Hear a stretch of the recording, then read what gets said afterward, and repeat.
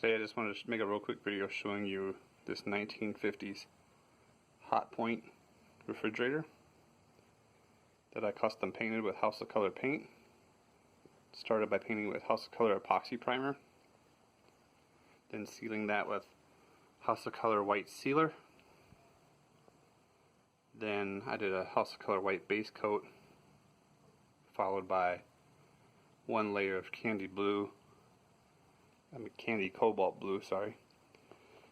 And from then on I started airbrushing everything with white and building it up in layers. So there's multiple layers here. So I would paint with white,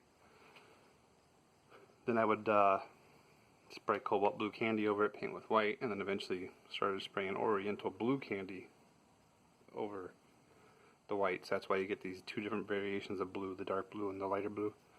And then there was also some points where I used House of Color Snow White Pearl to add highlights and things that would catch the light and kind of reflect a little bit. So, but I did all this with an airbrush and paint guns. It's all automotive paint. It's House of Color clear coat. It was all wet sanded and buffed. Anyway, I will be putting links in the description of all the tools I used. Well, maybe not the paints, but at least the airbrushes and paint guns and stuff.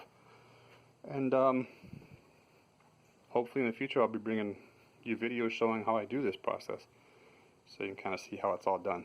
But anyway, thanks for liking, commenting, and subscribing.